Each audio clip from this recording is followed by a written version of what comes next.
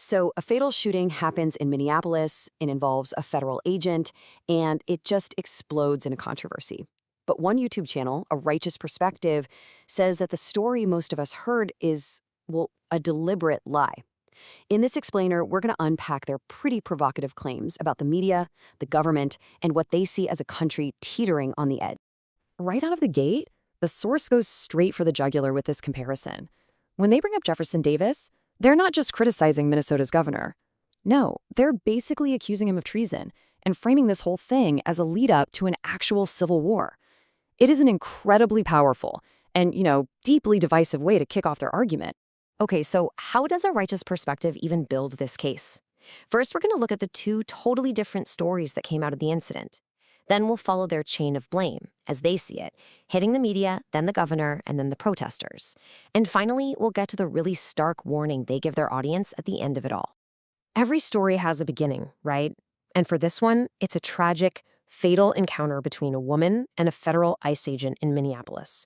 But from that one event, the story just splinters, creating two versions of the truth that just can't coexist. The commentators from A Righteous Perspective, well, they lay out their version of what went down.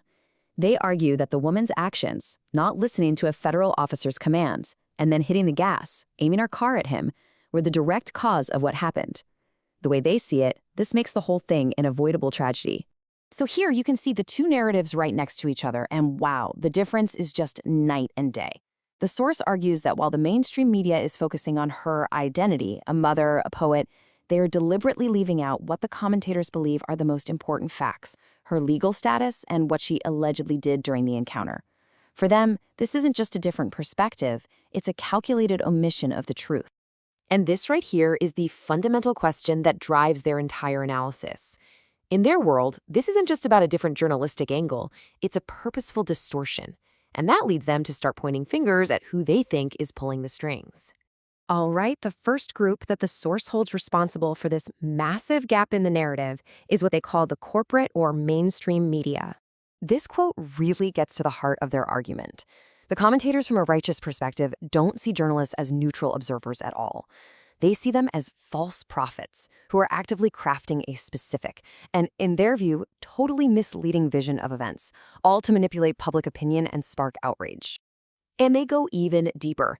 They accuse the media of using these irresponsible headlines to purposely leave out key facts, which creates what they call an anti-American narrative. A huge part of this, they claim, is that journalists refuse to challenge political leaders who share their agenda, pretty much giving them a free pass to say whatever they want. And for proof of this, the source points to a poll. Apparently, it found that over 60% of left-leaning journalists don't think it's important to present both sides of a political story. For the commentators, this isn't just some random statistic. It's hard proof of a deep, intentional bias that's shaping everything we read and watch. Now, according to A Righteous Perspective, the media isn't acting alone.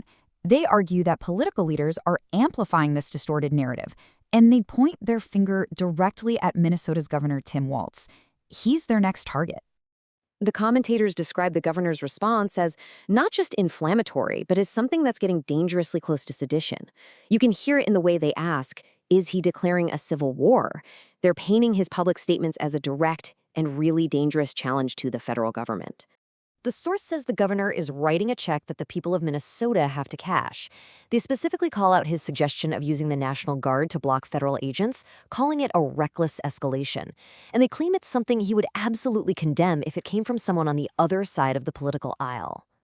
So the final group to come under the source's microscope are the protesters who, took to the streets right after the shooting. The source's critique of the protesters is really focused on their language. They point to phrases like ICE is a demon as clear evidence of a deliberate tactic of dehumanization. The way they see it, this isn't just spontaneous anger. It's a learned behavior that's meant to strip law enforcement of their humanity and, in turn, justify aggression against them. The commentators don't hold back, describing the protest as a temper tantrum and a bad Broadway show. They even suggest that many of the people there are insincere, paid agitators. They argue that the protesters' first move is always toward lawlessness, blocking roads and ignoring the facts of the situation just to live in what they call a cartoon world. So, after laying out their case against the media, the governor, and the protesters, the commentators bring it all home. They offer a call to action and a pretty chilling prediction of what they think will happen if nobody listens. So what's their plan? The source proposes this three-step solution for their audience. First, reject what they call the false prophet media. Second, demand that law and order be enforced. And third, they call on their viewers to act as sovereign citizens, which is a term often linked with a belief that individual authority trumps government, and hold their leaders accountable. And this slide really captures the weight of their final message. Their key point is a very stark warning. They truly believe that this mix of media narratives, political talk, and protests, if it's left unchecked, will absolutely lead to armed conflict. For them, this isn't some far-off possibility. It's an imminent danger. And so the entire argument from a righteous perspective leads to this one final question. By weaving this story of deliberate distortion from the media, reckless escalation from politicians, and calculated hostility from protesters, they're challenging their audience to decide for themselves. In a world full of conflicting stories and superheated rhetoric, who's really responsible when things turn violent? That's the question they want you to think about.